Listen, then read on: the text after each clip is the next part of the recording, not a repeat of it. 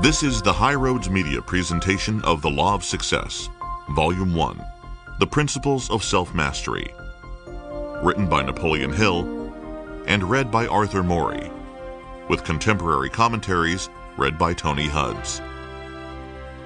And now, beginning with the preface to the revised edition, Arthur Morey reads.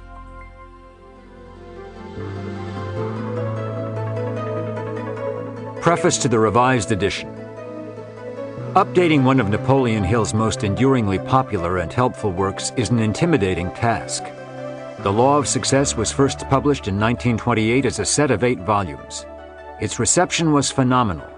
It won immediate endorsement from 2 former presidents of the United States, as well as a legion of other prominent figures from all walks of life, including inventor Thomas Edison, business tycoon F.W. Woolworth, and labor leader Samuel Gompers. Since then, in various forms, the Law of Success has been reprinted more than 50 times. The power and usefulness of its message endure. Napoleon Hill's name has been synonymous with success motivation for generations of Americans. His influence is reflected in the works of countless successors. Like Hill's other books, such as Think and Grow Rich and Keys to Success, this book has guided millions of people to discover and pursue what they want most from life. Readers familiar with those books will recognize some differences in Hill's ideas in this work, particularly in the number of key principles and in their wording, but the power and wisdom of Hill's ideas are clearly, unmistakably here. Why then change anything about the book? Why tinker with success? Because, quite simply, Napoleon Hill's whole life was a process of discovery. He dedicated himself to uncovering the qualities and traits that made great individuals, and for more than 40 years after the publication of The Law of Success, he continued to observe and interpret lives of successful people. There was nothing static about his approach. He refined and clarified his ideas at every opportunity so that they would be more useful to his readers. This new edition of The Law of Success attempts to continue that effort. New examples of the application of Hill's ideas have been added to show that those ideas remain just as important, just as useful as they ever were. Publisher's note. Before everything else, Napoleon Hill was an inspiring public speaker. The Law of Success, as Hill likes to remind us, began as a lecture series.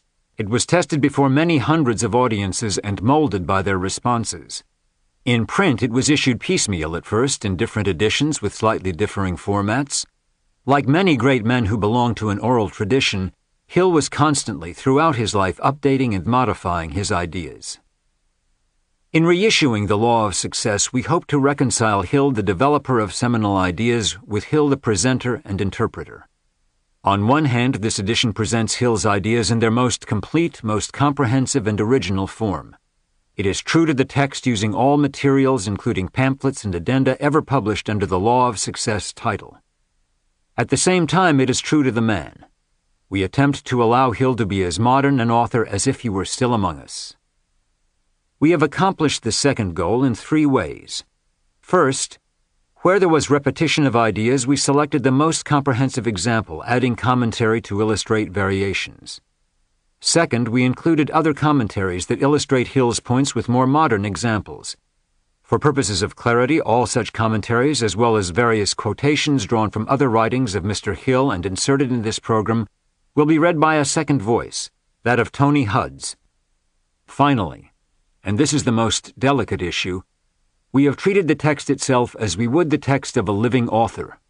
When we feel that something is obscure or misleading because the author's language is idiosyncratic or archaic, or because it might be construed as racist or sexist, we have made minor changes. Also, where Hill digresses, as when talking about physics or psychology, to discuss theories that have since been revised, we have made minor revisions. For anyone who has ever been moved or affected by Hill's ideas, and know it or not, most of us have, this edition will set the standard for decades to come. We hope and believe that when Mr. Hill sits in our mastermind group and gives us his take on the work we have done, he will express his hearty approval. We rather expect he will also cheerfully suggest further improvements. When The Law of Success was first published in 1928, Hill wrote of an age of greater opportunity, in which he believed that Americans had unprecedented freedom to make of themselves what they would. The new material in this text shows that despite an ensuing depression and several wars, despite tumultuous political and cultural change, that age endures into the present and shows no sign of vanishing.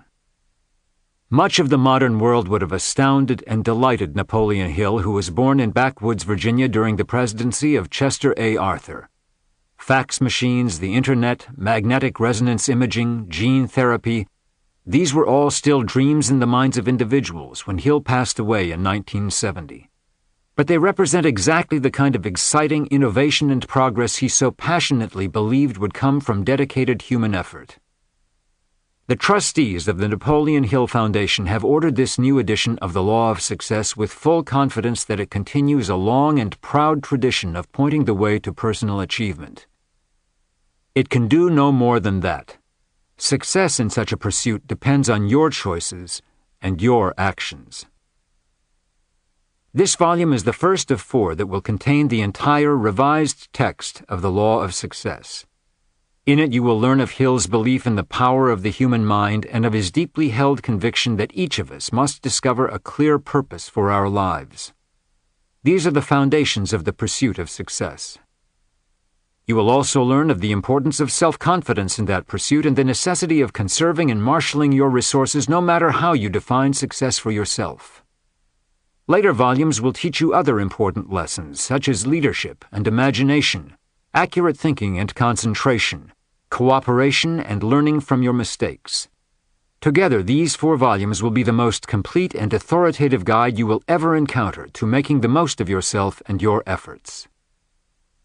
Success is not achieved by application of a simple 3-step program. It depends on a fully concentrated, comprehensive plan of action that enlists all of your abilities. Devote yourself to understanding each of the 4 lessons in this program before you move on to the next. When you have completed Lesson 2, review Lesson 1 before beginning Lesson 3 so that you refresh your understanding of the Law of Success. You will find as you progress that each subsequent lesson depends on understanding all those that have preceded it. It does you little good and potentially much damage to know how to use the accelerator of a car if you have forgotten how to steer or brake. So, resolve to make the most of the tremendous opportunity this course represents.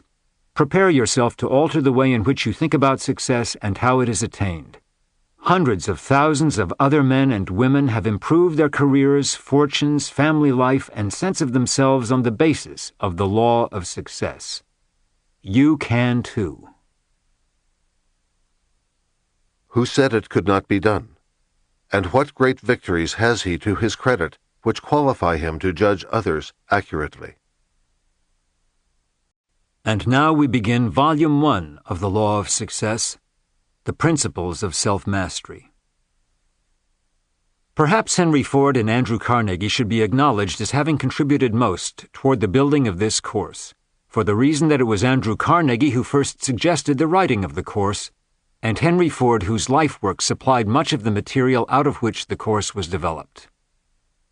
Some of the men who helped to shape my thoughts are now deceased, but to those who are still living I wish to make here grateful acknowledgment of the service they have rendered, without which this book never could have been written.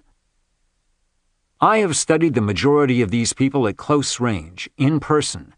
With many of them I enjoy or did enjoy before their death the privilege of close, personal friendship which enabled me to gather from their philosophy facts that would not have been available under other conditions. I am grateful for having enjoyed the privilege of enlisting the services of the most powerful human beings on earth in the building of the Law of Success course. That privilege has been remuneration enough for the work done if nothing more were ever received for it. They have been the backbone and the foundation and the skeleton of American business, finance, industry, and statesmanship. The Law of Success course epitomizes the philosophy and the rules of procedure which made each of these men a great power in his chosen field of endeavor. It has been my intention to present the course in the plainest and most simple terms available, so it could be mastered by very young men and women of high school age.